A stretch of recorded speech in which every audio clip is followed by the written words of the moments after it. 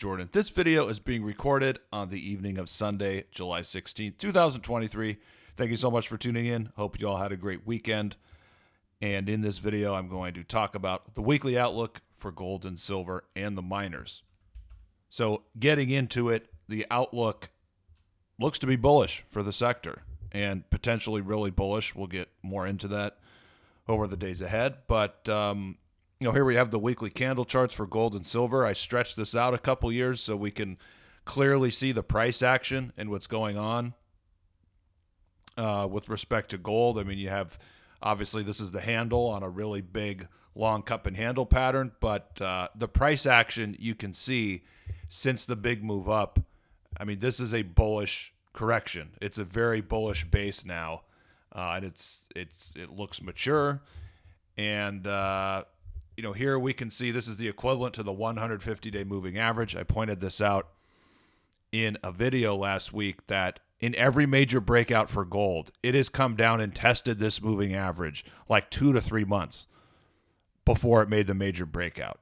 So this is something to keep an eye on. Gold, weekly resistance around 1985 to 2000. I mean, obviously there's a little bit, I think 20, 25 or 23. There's a little bit there, but this here, right around 1985, this is the main weekly resistance. So we want to see a strong weekly close above 1985 to 2000. You get that, then the market has a real chance to break out. But we'll see. Maybe gold is going to meet some resistance and slow down in this area, over the coming days and perhaps next couple of weeks. This move is being led by silver. If we go down here to gold divided by silver, I mean, looking at this, again, I'm not a huge fan of trend line analysis, but I mean, this here, it's breaking down. So this is, bearish for the gold silver ratio, bullish for silver. Silver had the huge week last week, but getting into the price action, this is the equivalent to the 200-day moving average. It looks a lot like GDX. Rebounded here, and then again rebounded here. And guys, the slope of the moving average is really important. So when you see these rebounds and the moving average is sloping up, I mean, that is really significant. It's a much bigger deal when the moving average, especially the long-term moving average, is sloping up. I mean, this is a big difference right here from like this. Moving up here, its average is still trending down. Even this, moving up, average is still trending down. Now, the primary trend is being reasserted to the upside. And so it took out, it had 2450 resistance here. It's taken that out. So the next resistance is just above 26. Silver actually has not made a weekly close above 2600 since, I think this week is the only, and I don't know if that, I'd have to go back and look, but we could just say this right here candle in the last, 2.5 or 2+ years, that's the only weekly close above 26. So you get a weekly close above 26. That's obviously significant. This just above 28, this is going to be the stiffer resistance. I think that silver, because it's leading, I think we could see silver get to 28 without gold breaking above 2050. So that would be interesting. It's just something to consider. So clearly silver is leading gold. One thing, and I could get into this later in the week, gold is really weak in real terms right now. So this is all a dollar weakness move. We're not seeing gold outperform the stock market. It's not outperforming foreign currency basket. So normally the problem is, the gold's holding up really well. It's showing relative strength, but the dollar's not going down. And now we have the opposite problem where, the dollar is starting to fall. It's broken down. But gold in real terms, it's not where it needs to be. So it'll be interesting to see how this plays out. But I think, looking here at the very short term, the balance of probability and the path of least resistance is higher. Now, getting into the stocks, last week I noted in a video, the advanced decline line, that was actually the fourth or the fifth bullish divergence in the advanced decline line that we've seen since 2016.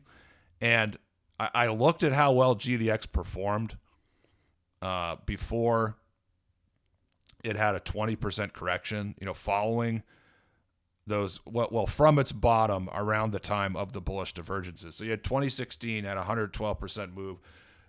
the bullish divergence in 2020, because of COVID, it was a 71% move before GDX, corrected 20%. Now the last two, which are, there was a bullish divergence in the advanced decline line here and one here. So from those, you had a 59% move in GDX. You had this right here. And then this one, I wrote down 76%. Is that 70? Yeah, I mean, that does make sense because we're looking at, what is that, like 26? Maybe my data is wrong, but the point is we've had these, bullish divergences of the advanced decline line. We have another one here. I mean, again, refer to the past video, not on this chart. But if GDX were just to go here, to 40 or 41 and that high, that would be a 44% rebound from this low. So based on the bullish divergence in the advanced decline, like that's not really that extreme I was going to say prediction, but it's not that extreme of a scenario. So, clearly there's a little bit of resistance here for GDX, but the target to look at is probably that, right here, just above 35. GDXJ, you have the resistance here, might pull back a little bit, but this is really the next significant resistance target. For Silge, back to the 200-day moving average, there's going to be stiff resistance here at 12. So if this move gets real legs, that could be the next resistance. And again, looking at, like silver rebounding from a rising 200-day moving average, even GDXJ, I mean, a little bit below it, but that's what we want to see. One concern is all these gaps. I mean, there's gaps in precious metals markets all the time, which, makes short-term analysis a pain in the ass. But, again, so you have these gaps, but the reality is, I could be wrong, but I would be surprised. Like if these gaps fill, they come all the way back and fills these gaps. I mean, I don't know. I mean, that could bust this whole rebound. Again, I could be wrong, but so I wouldn't necessarily fear the gaps at this point. Although, if I'm making like a short-term swing trade, I wouldn't necessarily buy at this point. So again, looking here, you can see a pullback. A little bit of pullback here, same thing here, but things looking pretty good. I mean, there's a lot more to talk about over the coming days and weeks. You have silver's leading this move. The dollar is really starting to fall apart. The only bugaboo is that this move is being driven entirely by the dollar, especially with respect to gold. So moving forward, we want to see gold outperform the stock market. Gold outperform foreign currencies. We want to see that strength in real terms. Because if you have that strength in real terms, it's really close to a no-brainer that we're going to get that breakout. But all that aside, the bias for the very short term here should be to the upside. Let me know what you think in the comments, and I'll talk to you guys again in the next video.